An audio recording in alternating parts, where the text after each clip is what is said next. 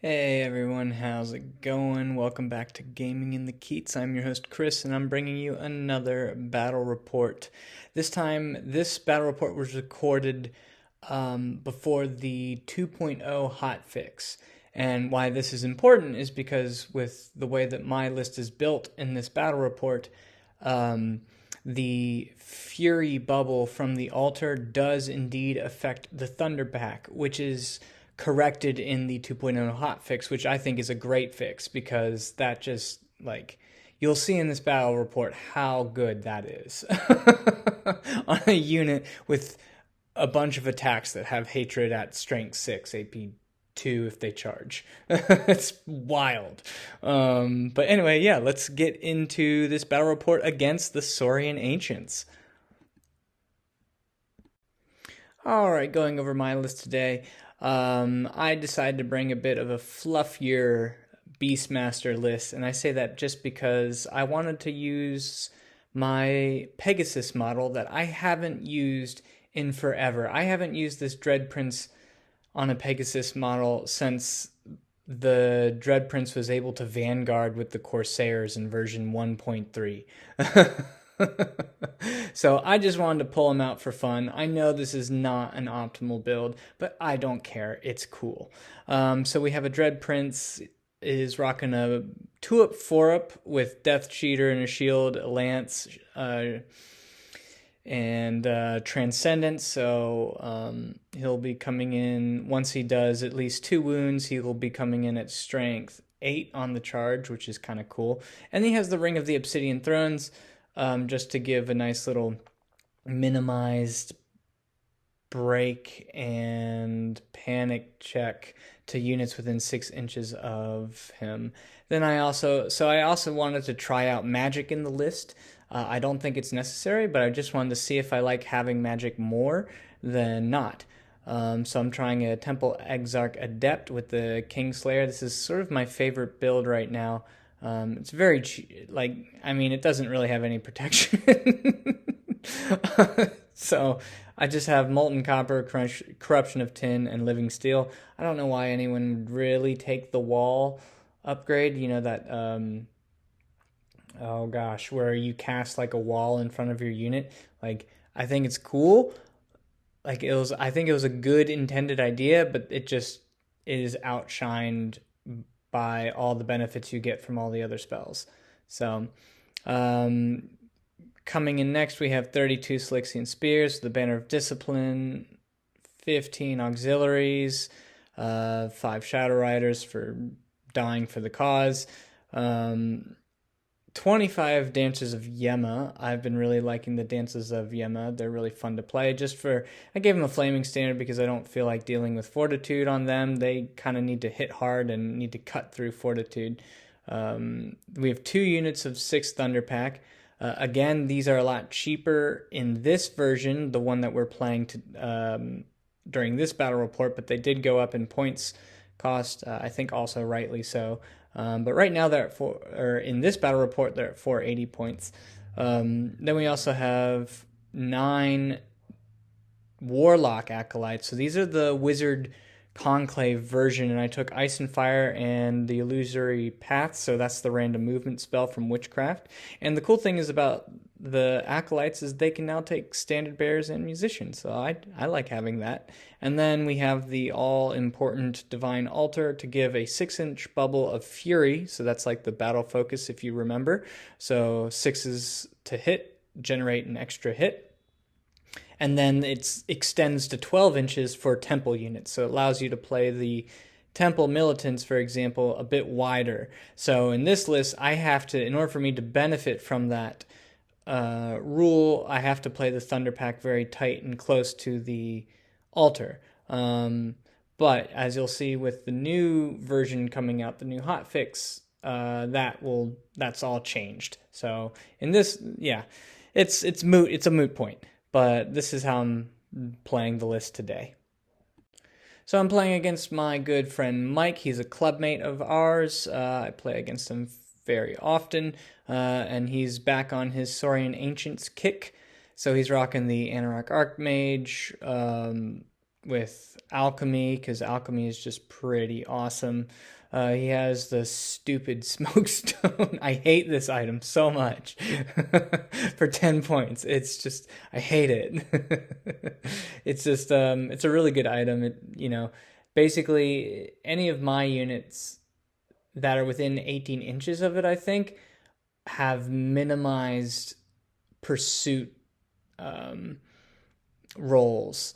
So this will come into play today again for my secondary, which you'll see later. So he also has a skink veteran on a Taurosaur with a magnetic great bow, paired weapons, and the serpent's nest charm. So this model puts out a lot of attacks, and he has like a nice little strength 6 shooting weapon.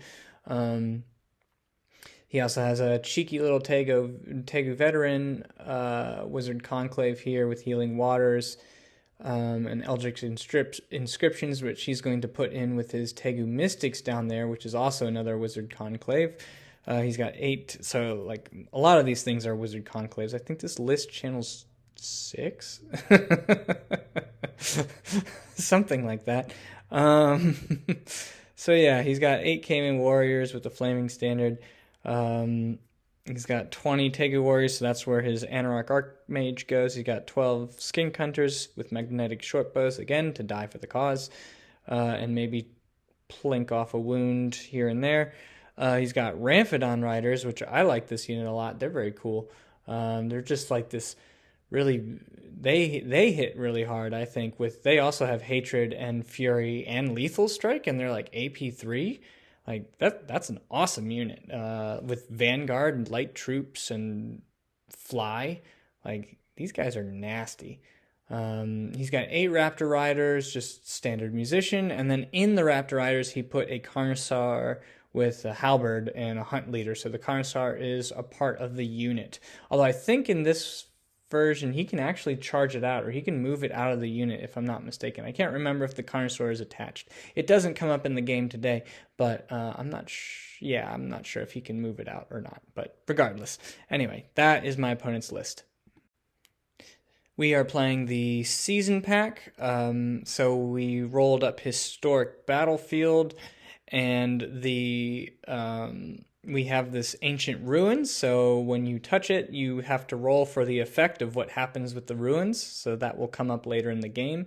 The deployment is Spearhead, so in this case, the deployment is divided into thirds, and then you get to choose which third, any units that are in the third of that deployment zone, gets to Vanguard, I think 3 inches forward. So I chose the sides, so I gave my opponent the impassable in his deployment zone, and I chose the center to Vanguard in. So you'll see that my secondary, my secondary is Enslave and Ransom, so that means I need to break and run down at least 3 units. Like I have to catch them from a close combat, which is against Saurian Ancients I think is actually pretty difficult because they have a lot of minimized discipline everywhere. And then my opponent's was Forbid Trespass, so he picks... I forgot how this one exactly was played, but my opponent has to prevent me effectively from plundering this field, which ironically that was the primary. Like we both had to plunder the field. So I don't know exactly how that played out with my opponent's secondary, but it was kind of an odd interaction. He just had to prevent me from getting into the field, I think. But people can also correct me if I'm wrong. If I didn't quite articulate that, that's fine. But effectively, my opponent has to prevent my most expensive unit or something like that to get into the field at some point. So the primary was we had to both try and plunder a terrain piece, and the field was the one that we picked. So, or that was rolled up, I think. I can't remember. But so basically, from turn 3 onwards, if you have a scoring unit in the field, you get to pick to plunder it. So that was our primary objective. So my pre-game thoughts to this is like I have to play a tight battle line. I'm choosing the center because that just brings me closer to the field anyway, in order to play the primary, and that means I also get to probably vanguard. I get to vanguard like a lot of my units forward, which is great, like in the center, and then both sides have minimal ranged damage. Like I basically just have, I forgot what I even picked. I think I kept my molten copper this turn around, to see if I could like try and pick off some knights or do some wounds to activate Scent of Blood on the Thunder Pack. But yeah, my opponent also has a similar setup with his alchemy, and so he has a couple of ranged options, but not too many.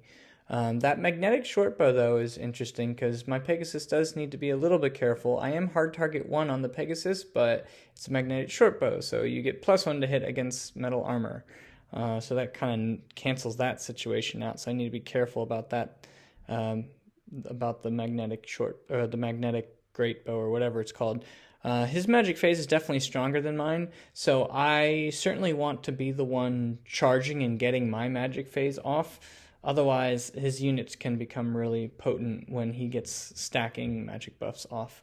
So that's sort of my goal for the game, is to not allow Saurian Ancient combo charges. Let's see if I can pull that off.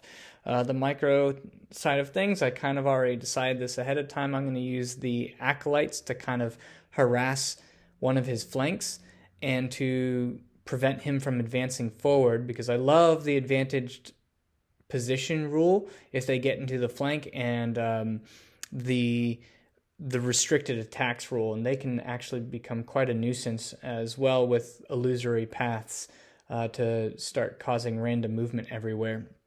So I'm going to plan on using them to hopefully allow me to advance forward. Again, I just have to be conscious of like the different bubbles, like the Pegasus Beastmaster bubble to give the Thunder Pack Dying Blow, and then the Thunder Pack staying within 6 inches of the altar to give them Fury. I have to avoid the Ramphidons coming into my flanks because they're just frustrating. They'll do a lot of damage. And then the Smokestone, like I said earlier, is just going to make it really, really difficult for me to score my secondary. So I'm going to try and, I think, push forward or take board control as much as I can from the Vanguard, and then see how my opponent reacts to that. All right, my opponent's turn 1.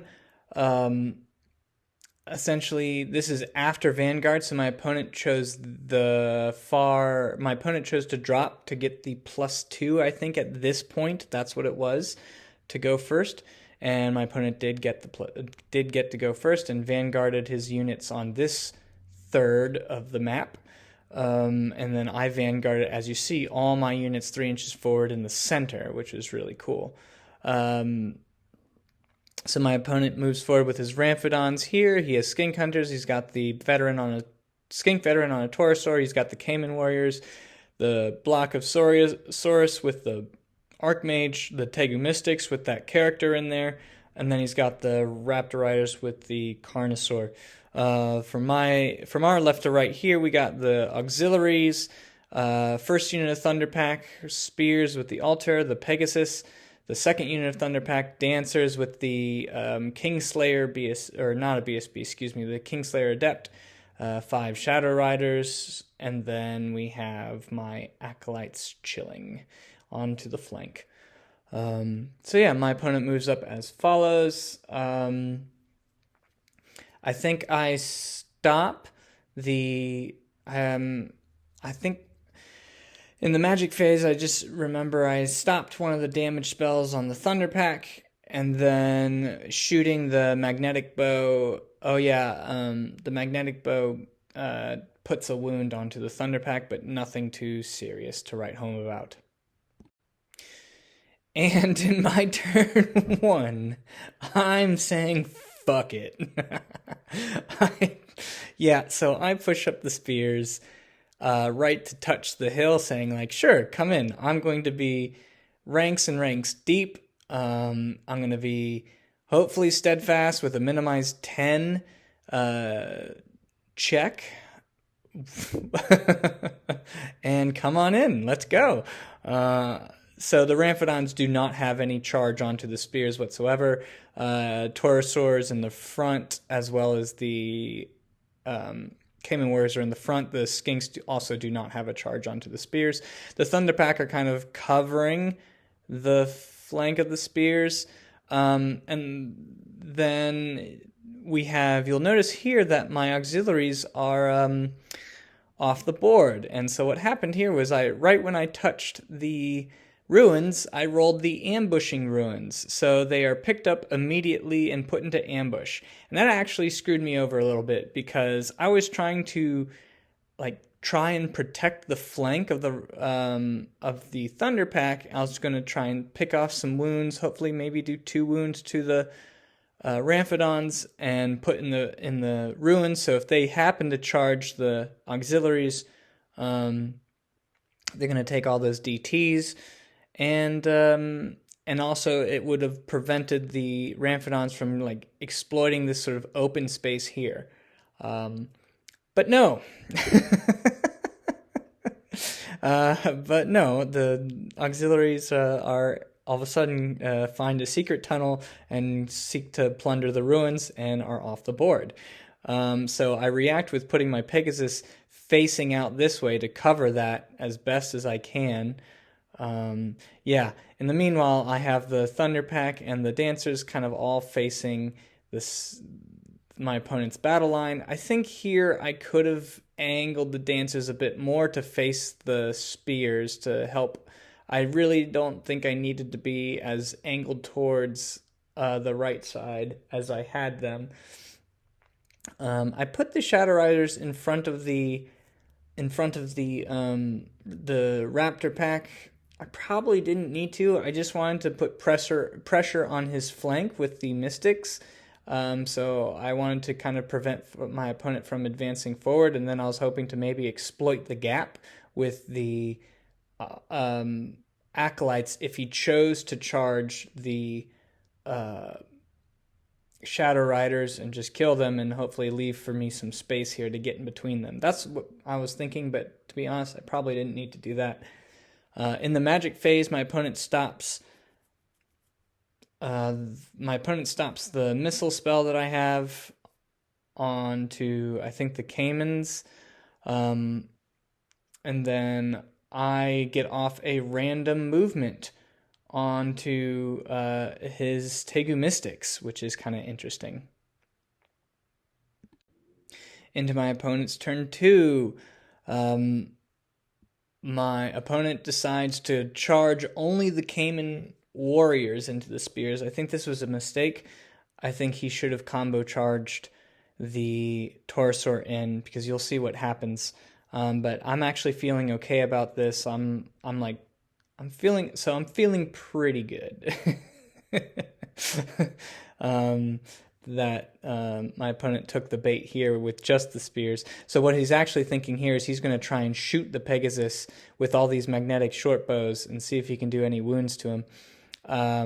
He brings the Ramphidon Riders here and is chaffing the Thunderpack from charging the Ramphidon Riders with the Skinks, and as you can see, he's exploiting this space here. Had I had auxiliaries, I 100% would have charged them. I don't care about the ruins.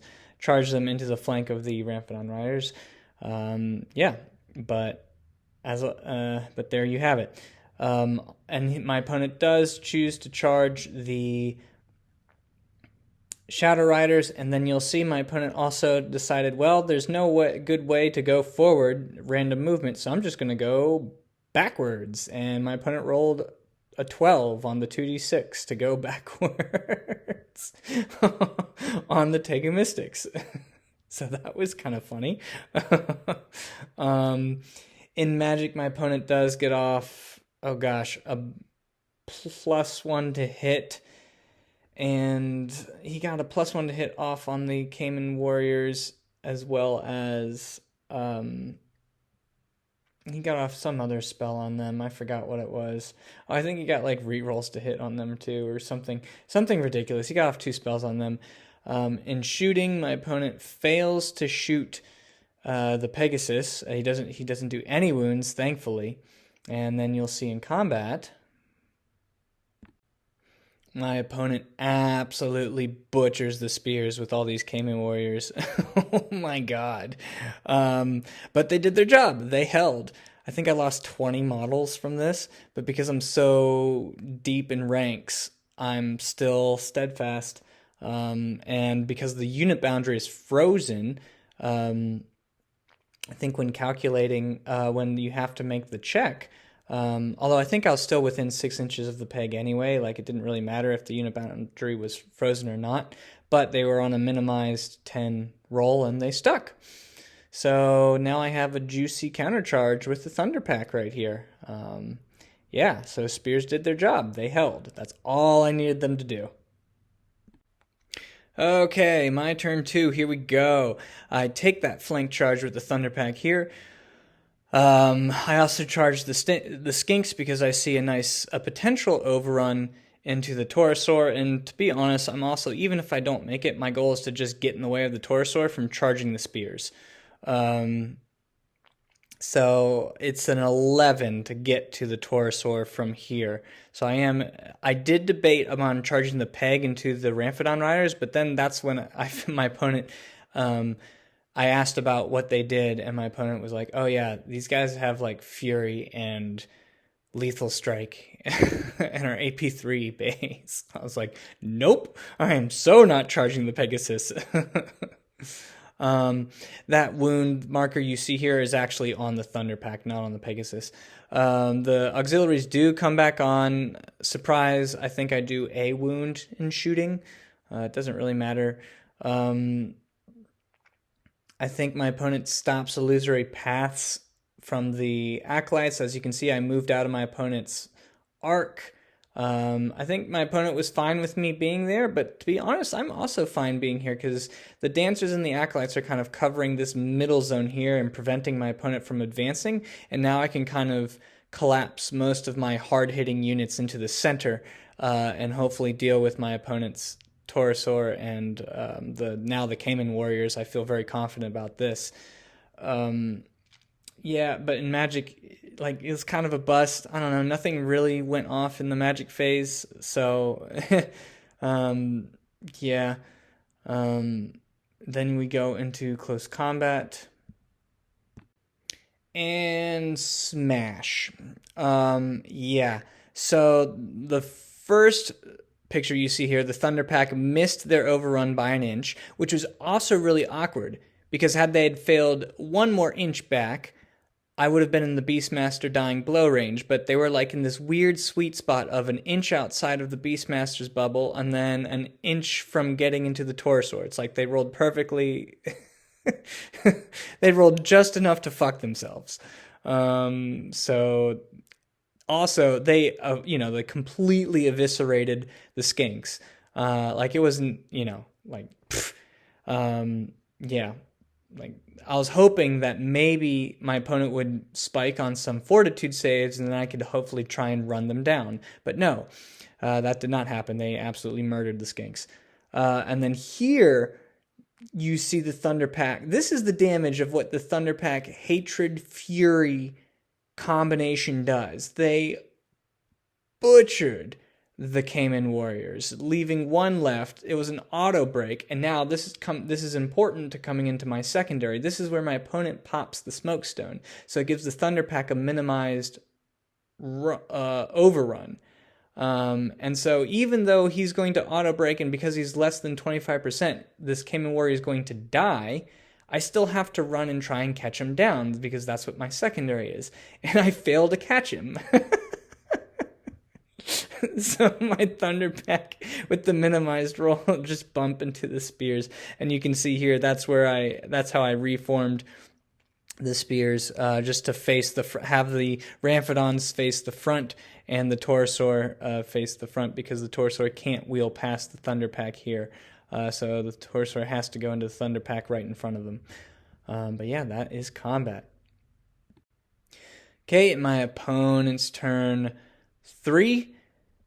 He charges the Thunderpack with the Ramphidons and the Torosaur. He needs a 10 overrun to get into the spears. I probably could have angled this better, so he couldn't have gotten that, but alas, I did not. That's my mistake. Oh well.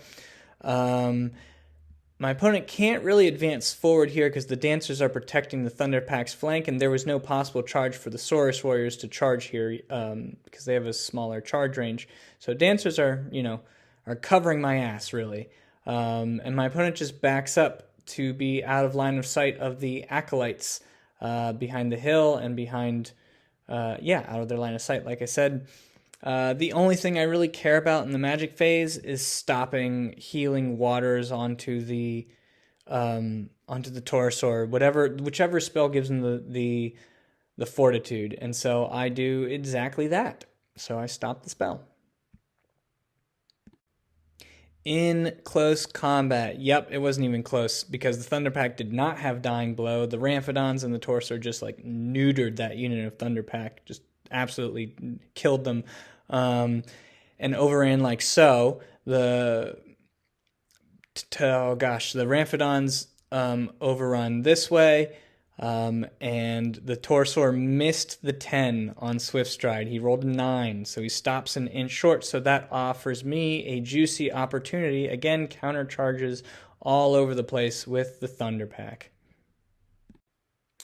On my turn 3, it gets a little clusterfucky here. As you can see in the center, I first elect to plunder the field, so I've effectively got it, and now I'm preventing my opponent from scoring his secondary unless he gets rid of the spear unit, I think. I can't remember how it worked, but regardless, that's what happened. The spears charged the flank of the Torosaur.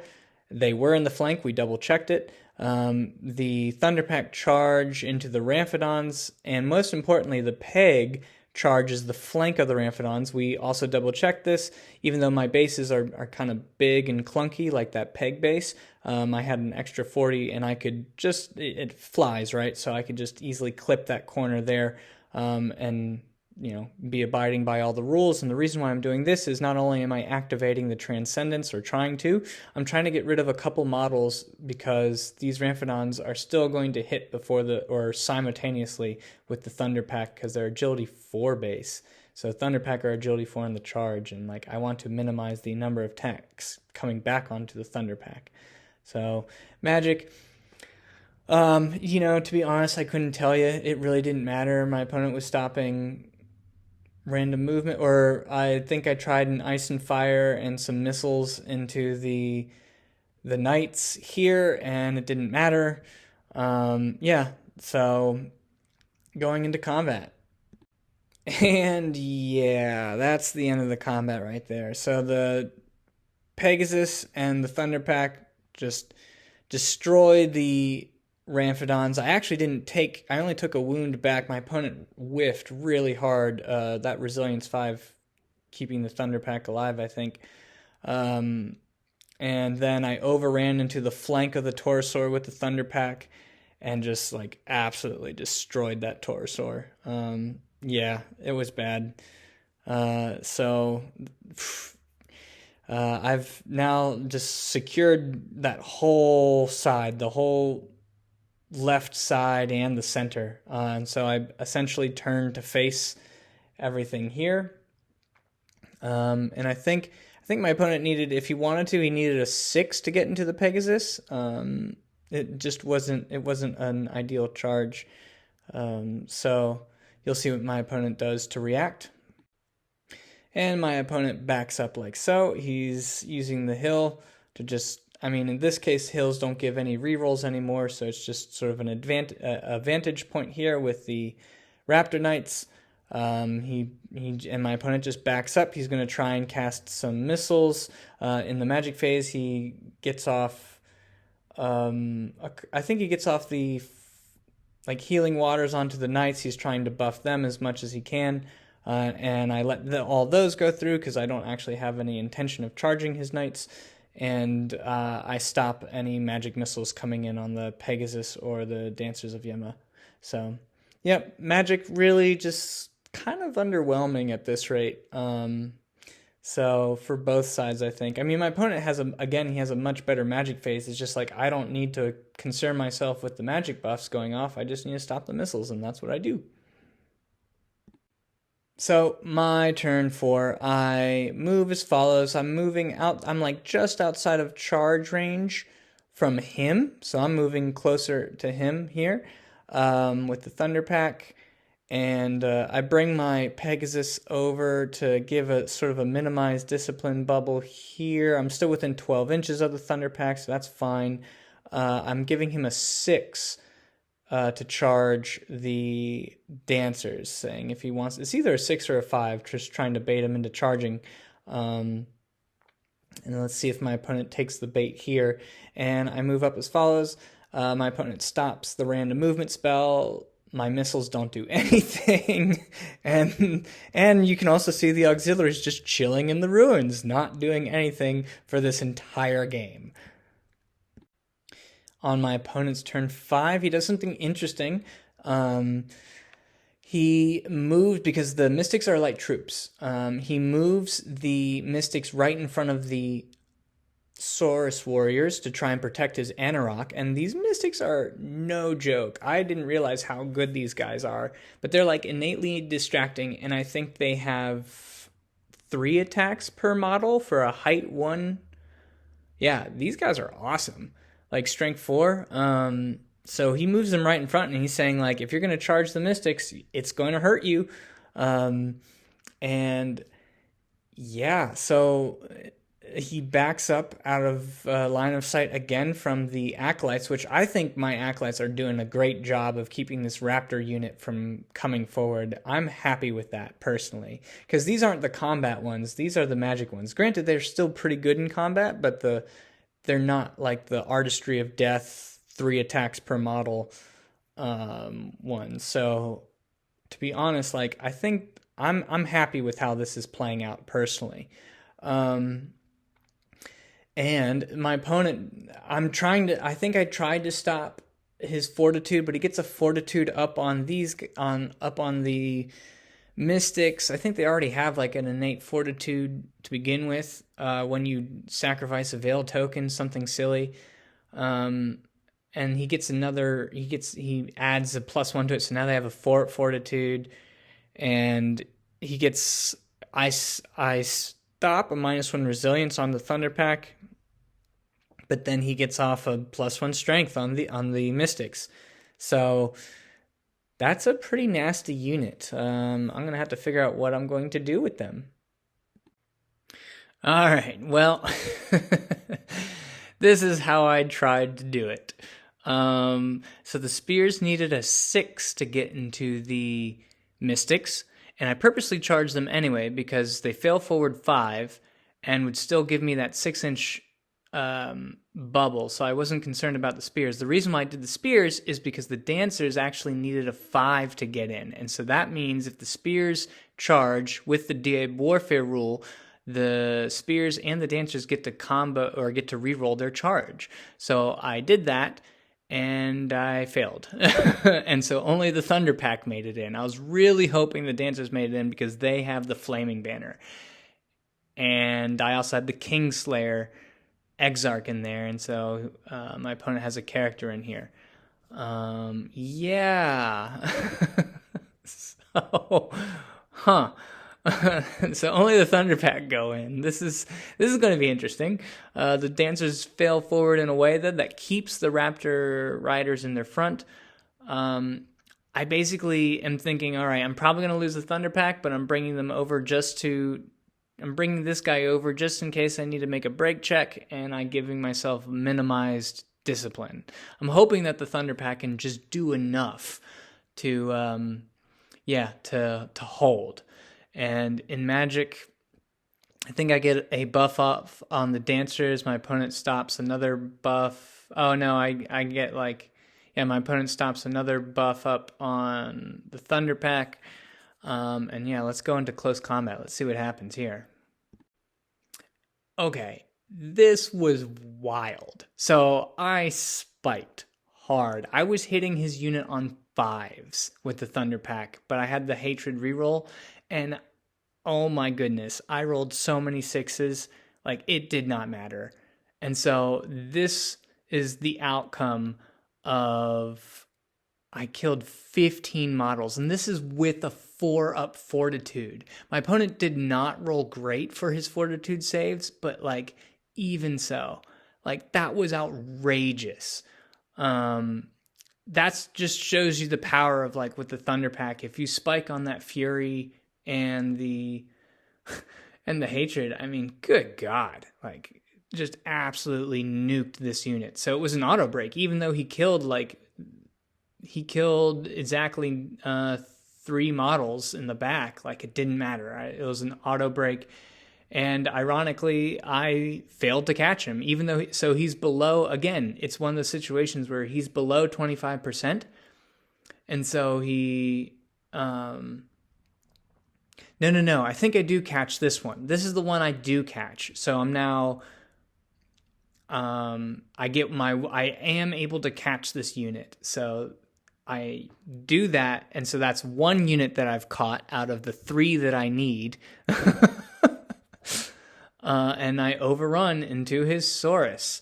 Also, I didn't mention it earlier. I put the acolytes behind in that cute little space here, with the facing the rear of the Raptor Riders. Now, my intention was to also see the Saurus here, but I was playing a little loose, and I thought I had positioned them in a way that they could, and then when my opponent and I double-checked it, turns out they couldn't, and that's my fault. You'll see what happens after we find out. And my opponent's saying, you know what, I'm going to try and break this unit. He charges his Raptor Riders into the Dancer unit, and the attached Carnosaur does not count as a character, so it doesn't activate my Kingslayer. We'll see how that goes. And yeah, it's a last-ditch effort to try and get some points, because we are, so far I'm up pretty substantially on points, but my opponent wants to try and hopefully break this Dancer unit. I think I get I stop the +1 to hit onto this unit here, and it doesn't matter about the healing waters, so I let whatever else, I don't think my opponent, to be honest, got off anything else worth mentioning. Maybe he did get a +1 to hit, I'm not sure, but whatever it was, you'll see the end result. And yeah, so here Thunderpack do Thunderpack things and eat some Saurus. They still have their Hatred up because it's the first round of combat. The Saurus, still do a number to the Thunderpack, but the Thunderpack win and the Saurus stick. And then here on this side, oh my god. He does kill, I think, maybe 6 Dancers total, it looks like. But that's nowhere near enough that he needed to do. And the Dancers just go back with great weapons, and like I'm hitting on 2s, wounding on 2s, because the Afflict, the -2 defense on the Dancers, and he's like offense 3 or defense 3. So like I'm offense 5, I'm hitting on 2s. I chose great weapons, and yeah, I just put all my attacks into the Knights and killed 7 Knights. So my opponent actually loses the combat here, but sticks. I think my opponent actually rolled a 1 on his Thunderstomp too, and plus I do remember making some pretty clutch 5-up Aegis saves in close combat. This Dancer's just coming in hot here. Okay, so this is my sort of attempt to get my secondary turn 6. So I charged the peg guy into the source, and this is also when I find out that the acolytes could not see the source. So that actually, like, you'll see in a moment, really hurt me. And lesson learned, people, double check your arcs. I like to think that if this was a tournament, I would have made sure that the acolytes could have seen the flank of my opponent's unit. But again, this is a friendly game, so I'm going to be punished. I might be punished for that. Yeah, and then here's my thinking here. I charged the flank of the knights here. I'm thinking I'm going to try and do paired weapons purposely to not kill the Carnosaur, and to just break it and hopefully run it down. That's my thought process, because I'm thinking if I win here with the Saurus and I win here with the Carnosaur, that's going to give me my secondary if I can break and run down both these units. Yeah, so not sure if that's the smartest thing, but this is what that secondary sort of playing the secondary sort of encouraged me to do, as a matter of fact. And the first element of this whole part is that the Carnosaur, so I do that, I get 1 wound, I bring the Carnosaur down to 1 wound. So I'm like, okay, I accomplished that task. Yeah, he's going to hurt me back, that's going to suck, but I'm going to hopefully break him. Well, Carnosaur swings at the altar. I'm not sure if we played this correctly or not. This seemed a little strange because it was restricted attacks, and so the model is height 5. And so he was able to put 5 attacks from the Carnosaur onto the altar, but then he still was able to put 2 attacks into the front, which are not restricted, from his halberd guy into the dancers. So somehow my opponent got all of his attacks anyway, and the thunderstomp. So, like, did we play that right? Put in the comments if we did this correctly, because that was confusing.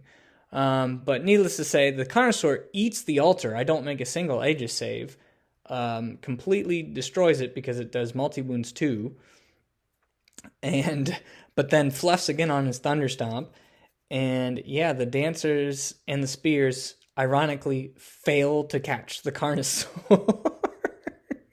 And because he's below 25%, again, like, he gets away but then dies. So I fail to catch him. And then, to make matters worse, the Saurus all of a sudden, like, roll out of the box and kill the Thunder Pack. The pig guy, he kills like 4 Saurus because he only has 4 attacks anyway. But I'm like losing combat, and then all of a sudden I need to make a discipline check. Luckily, it is minimized. I think I needed a 6 because my opponent still had at least 3 ranks and a banner, and he did exactly, he did 4 wounds. I did 4 back. Oh my goodness, I had a charge. Yeah, it was not looking good. So I had to make this minimized discipline check with no reroll. And the Pegasus gets it. I got a 3. Oh, I'm sorry, Mike. That would have been a massive swing at the end. So, like, that was me trying to play the secondary for 1 point and almost losing my like 520 point unit right there. That would have been pretty big. But alas, the Pegasus sticks. And there you have it. That is the end of the game. And it is a victory to the Dread Elves, an 18-2, so it's a 15-5 on points, and then I was able to secure the primary. Not the secondary. Neither Mike nor I got our secondaries. So I was only 1 out of 3 successful break checks on chasing down a unit. I mean, half the time it was just because the Thunder Pack just, like, murdered the unit. And just, yeah, like, it was wild. But anyway, I got 31-30 in terms of victory points. My opponent got 13-30 for me. I lost the Shadow Riders, both units of Thunder Pack, and the Divine Altar. and my opponent lost the Skink Vet on the Taurosaur, the Tegu Vet, the Cayman Warriors, Skink Hunters, the Tegu Mystics, the Ramphidons, the Raptor Riders, and the Carnosaur. So, woof, that was a bloodbath. Great game, Mike. It kind of just went downhill pretty quickly after he lost the center, the Thunder Pack and the spears sticking. I think was the real big turning point. Having the flank with the Thunder Pack there, and oh my goodness. Not letting the Taurus, that was the thing, right? Not letting that Taurosaur charge. But we can go into post-game thoughts right after this. Okay, so post-game thoughts. The macro, admittedly, I don't have too much to say. I do think I did a pretty decent job of keeping my battle line tight, and then when things getting all jumbled up in the middle like that, I was able to kind of reform. I felt like I allowed myself time to reform the battle line and to keep, and that was really in part of the dancers and the acolytes kind of working together to zone that advance. I thought was pretty important. Again, I'm not sure if magic is even necessary in this list at all. It really didn't feel like it was. Or, for example, I just don't use alchemy, instead switch to div and look to get those rerolls to hit up again, because that's really what I would use divination for.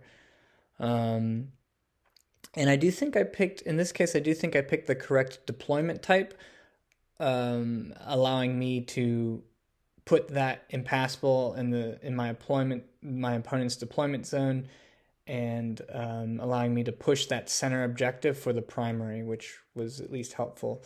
In the micro side of things, not having those auxiliaries was just it was this sort of this annoying thing that never really mattered at the end, but basically it just took that whole unit out of the game for the rest of the turn.